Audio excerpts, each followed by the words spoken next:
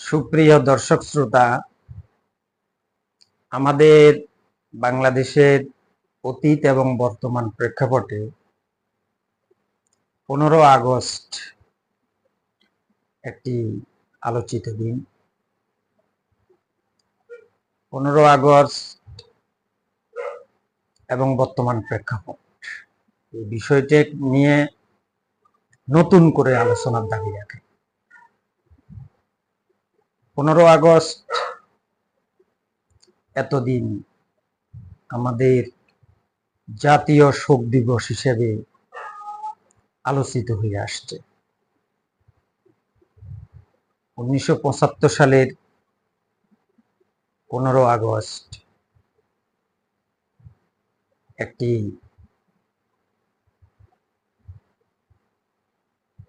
ঘটনার মধ্য দিয়ে তৎকালীন বাংলাদেশের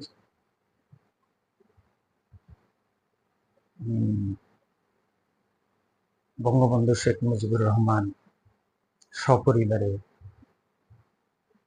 নিহত হন। বিষয়টি আলোচনা বিভিন্ন দৃষ্টিকোণ থেকে বিভিন্নভাবে করা সম্ভব। বাংলাদেশের ইতিহাসে এই ঘটনাটিকে এক এক সময় এক একভাবে ব্যাখ্যা করা হয়েছে। আজকের যে বাংলাদেশের প্রেক্ষাপট, এই প্রেক্ষাপটে যদি আমরা ঘটনাটিকে আলোচনা করি, এই ঘটনাটি একটি অনাকাঙ্ক্ষিত একটি শোকাবহ ঘটনা, কিন্তু আমাদেরকে ঘটনাটি চুলচেরা বিশ্লেষণ করা দরকার। এই ঘটনাটি আসলে কোন প্রেক্ষাপটে সংঘটিত হয়েছিল, আজকে কোন প্রেক্ষাপটে সংঘটিত হয়েছিল এটি আলোচনা করব না, বরং আমাদের জাতীয় জীবনে এই ঘটনাটির ইম্প্যাক্ট, এটি পালিত হওয়া আমাদের জন্য কতটুকু প্রয়োজনীয়, কতটুকু অপ্রয়োজনীয়, এই বিষয়টি নিয়ে আজকে আলোচনা করব।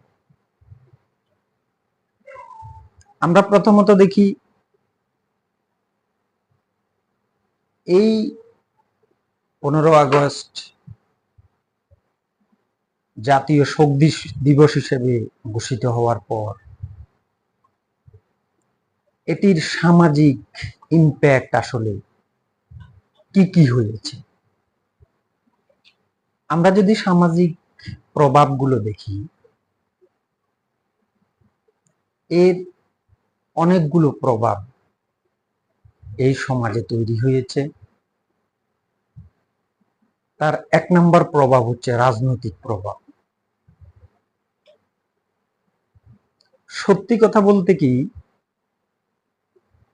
15 আগস্টকে জাতীয় শোক দিবস হিসেবে মূলত রাজনৈতিক কারণেই এটিকে জাতীয় শোক দিবস ঘোষণা করা হয়েছে। 15 আগস্টকে কেন্দ্র করে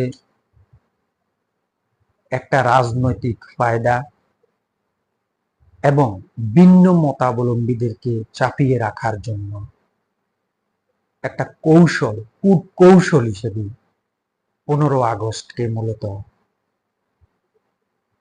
বাংলাদেশের মানুষের উপর চাপিয়ে দেওয়া হয়েছে এবং রাজনৈতিকভাবে বিশাল একটা সুফল ঘরে আনার জন্য যত ধরনের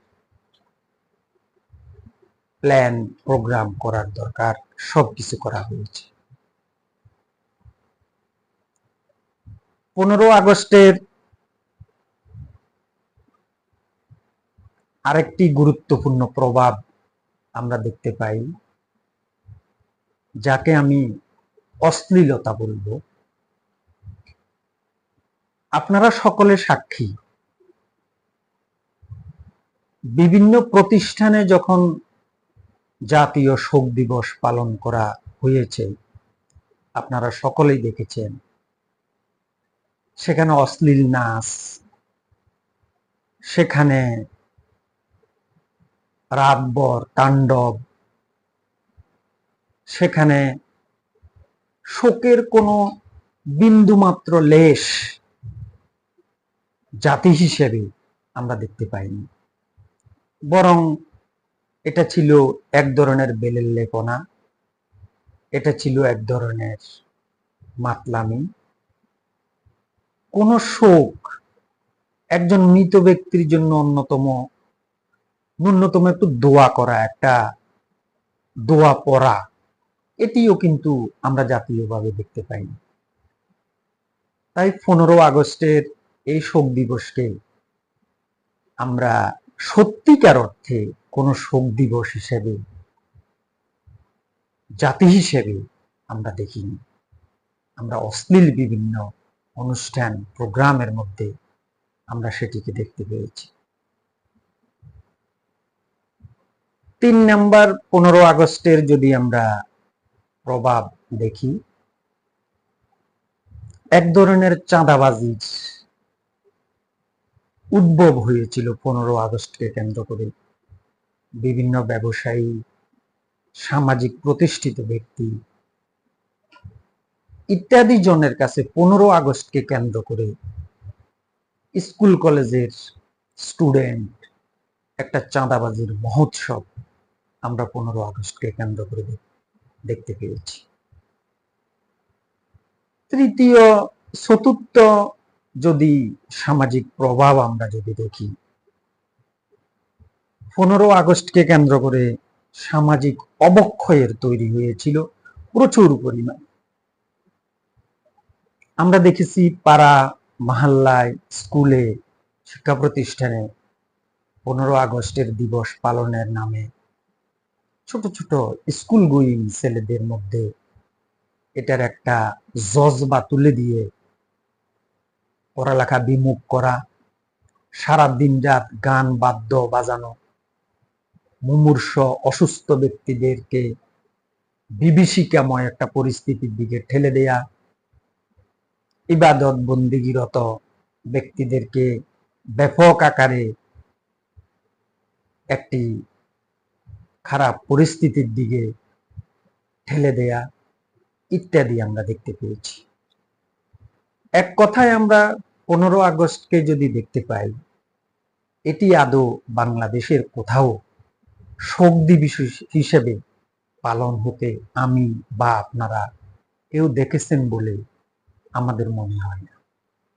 বরং এটাকে সামাজিক অবক্ষয়, রাজনৈতিক পয়দা লুটা ইত্যাদি বিভিন্ন অপকর্মের মাধ্যমে এ দিবসটি পালন করে মূলত একটি জাতির উপরে একটি দিবসকে চাপিয়ে দিয়ে রাজনৈতিকভাবে লাভবান হওয়া এবং ভিন্ন মতকে দমন করার হাতিয়ার হিসেবে এই দিবসটি দীর্ঘ সময় ধরে আমাদের এখানে পালন হয়ে আসছে।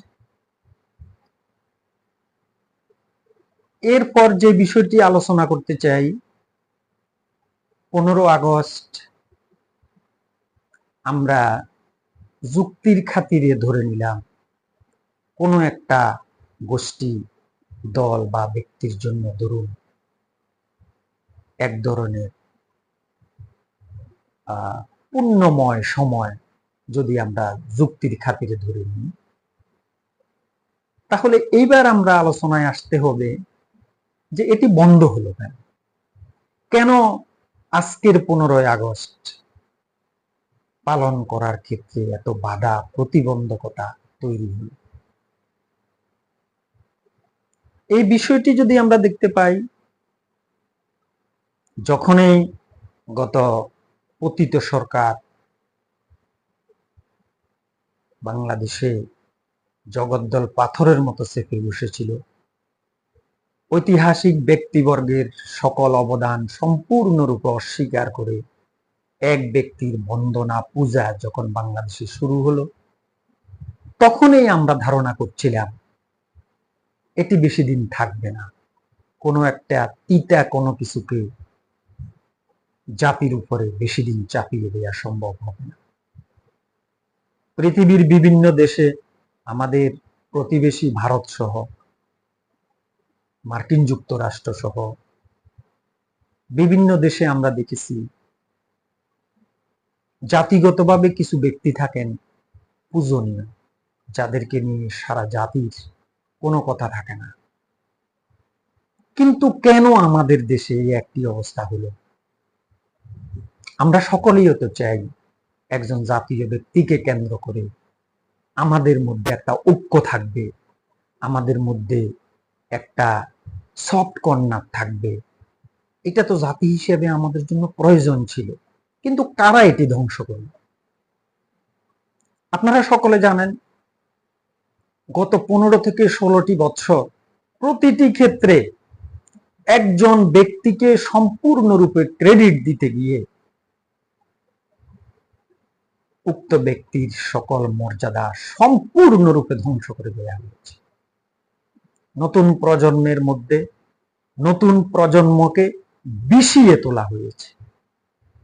আমরা তো এটা চাইনি। আমরা তো শেরে বাংলা ইকে ফজলুল হক, হোসেন শহীদ সোহরাওয়ার্দী,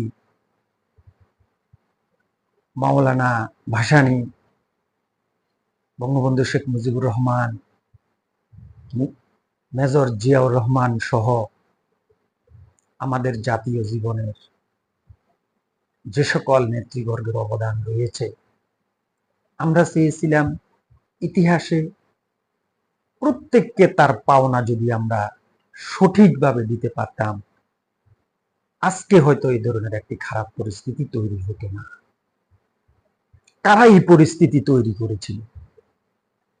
অন্য সরকারগুলোর আমলে তো এত ন্যাক্কারজনক ভাবে এভাবে অন্য সকলের অবদানকে সম্পূর্ণরূপে চাপিয়ে সকল কিছুতে একজন ব্যক্তিকে ক্রেডিট দিতে গিয়ে সকল জাতীয় অর্জনকে নস্যাৎ করে দিল কারা? এই বিষয়গুলো আমাদের নতুন প্রজন্ম অবশ্যই খতিয়ে দেখবে।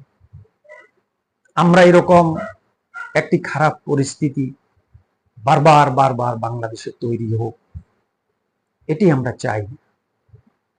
এটি থেকে আমাদের সকলকে বেরিয়ে আসতে হবে। সম্মানিত দর্শক শ্রোতা, আমাদের সকলের শুভ বুদ্ধির উদয় হোক। আল্লাহ হাফেজ।